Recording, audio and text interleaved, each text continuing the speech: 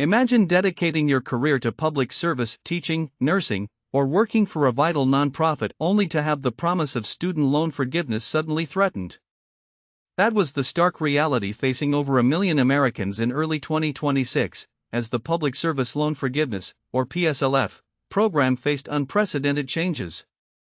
Established by Congress in 2007, PSLF was a beacon, designed to encourage college graduates to commit a decade to government and nonprofit roles, offering to forgive their federal student loans after 120 qualifying payments. It was a commitment from the nation to those who served its communities, but one that was about to be challenged in the highest courts. The challenge began with a stroke of a pen. In March 2025, President Donald Trump signed an executive order that directly targeted the PSLF program. This order instructed the U.S. Department of Education to revise the program's regulations, claiming it had misdirected tax dollars into activist organizations that not only fail to serve the public interest, but actually harm our national security and American values. This directive set in motion a process that would fundamentally redefine who qualified for public service, sparking immediate concern among advocacy groups and public sector employees across the country.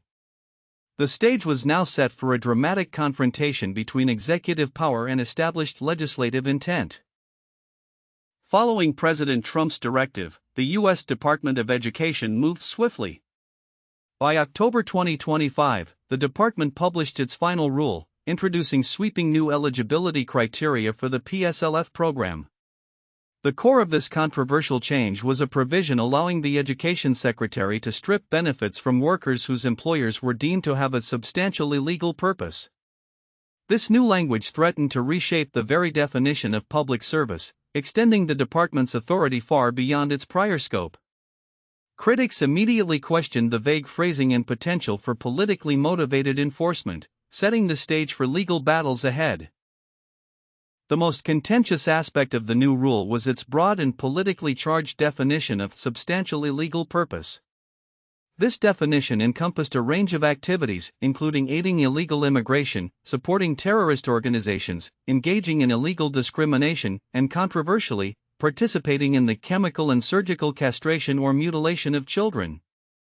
This last phrase specifically included hormone therapy or drugs that delay puberty, directly targeting gender-affirming care. Furthermore, the rule also sought to disqualify organizations involved in diversity, equity, and inclusion, or DEI, initiatives. This unprecedented attempt to legislate morality through student loan policy ignited a firestorm of opposition from civil rights groups and legal experts. The Education Department's final rule did not go unchallenged.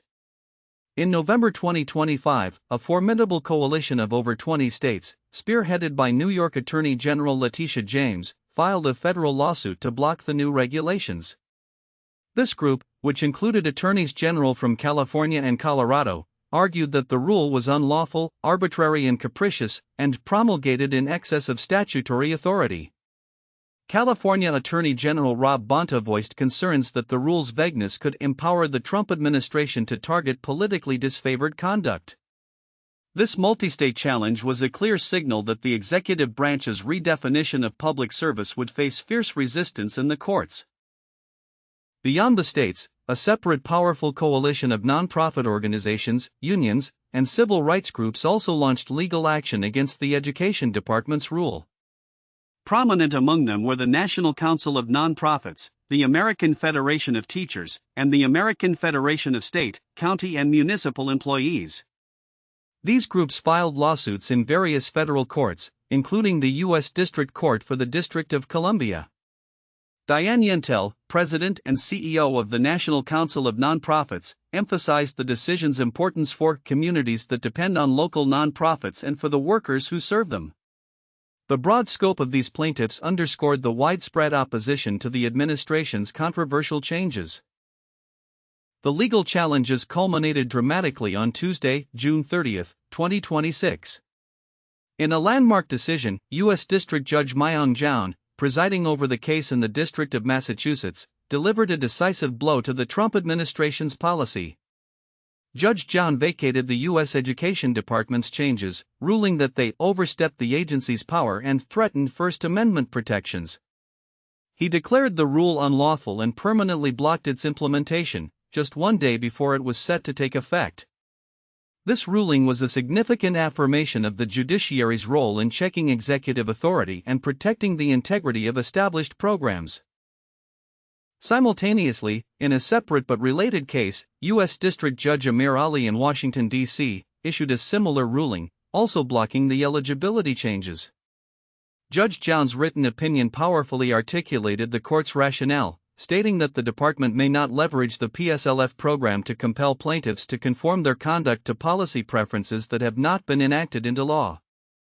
Administrations change with elections, criminal laws do not. This underscored the critical principle that federal agencies cannot create new criminal prohibitions through rulemaking. Notably, Judge John also highlighted that while over 100 supporting briefs were filed by the plaintiffs, not a single brief was submitted in defense of the Trump administration's changes. The new rules were scheduled to take effect on Wednesday, July 1, 2026. However, the federal judge's rulings, issued just hours before, rendered them stillborn. Undersecretary of Education Nicholas Kent issued a statement defending the department's common-sense policy, asserting it would ensure that taxpayer dollars are never used to subsidize illegal activities. However, the courts disagreed, upholding the original intent of the PSLF program. Aaron Ament, president of Student Defense, a plaintiff in the D.C. case, declared that public servants should not have to worry that the federal government will punish them because of their employer's mission or perceived political views. The immediate impact was clear: the program, for now, remained intact. The long-term societal impact of these rulings cannot be overstated. They served as a vital shield, protecting the Public Service Loan Forgiveness Program from being weaponized as a tool for political retribution. This ensured that dedicated public servants, teachers, nurses, firefighters, and social workers, along with nonprofit employees, would not face the risk of losing their promised loan forgiveness based on their employer's missions or perceived political affiliations. The decisions affirmed the program's original, bipartisan purpose, to encourage individuals to commit their careers to public service, regardless of the political climate, thereby strengthening communities across the nation. Industrially, the ruling was a massive relief for nonprofit organizations and government entities. These sectors heavily rely on PSLF as a crucial benefit to attract and retain talented individuals, especially for positions that often offer lower salaries than the private sector. Legally, the court decisions powerfully reinforced the principle that executive agencies operate within defined limits. They cannot unilaterally redefine statutory eligibility criteria without explicit congressional authorization. The rulings also underscored the enduring importance of First Amendment protections, preventing the government from leveraging federal programs to compel conformity to specific policy preferences that lack a basis in enacted law, a critical check on executive power. One of the most striking, lesser-known details from the case was the sheer lack of legal support for the Trump administration's position. Judge John specifically noted that while over 100 supporting briefs were filed by groups challenging the rule, not a single one was filed in its defense. This speaks volumes about the legal community's consensus against the proposed limits. Plaintiffs and advocates frequently accused the Trump administration of weaponizing the PSLF program, attempting to punish organizations whose missions or policies did not align with the administration's ideology, particularly those involved in immigration rights or gender-affirming care. This timing, just before the rule's implementation, was also a critical, surprising detail. This case, while specific to the PSLF program, established a crucial precedent.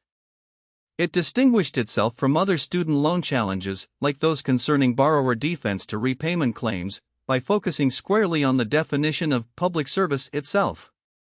The court's firm stance affirmed that an administration cannot unilaterally rewrite the terms of a congressionally established program for political reasons. The judiciary, in this instance, demonstrated its vital role in scrutinizing agency actions under the Administrative Procedure Act, ensuring that federal regulations are neither arbitrary, capricious, nor exceeding statutory authority. It served as a powerful reminder that while administrations change, fundamental legal principles endure.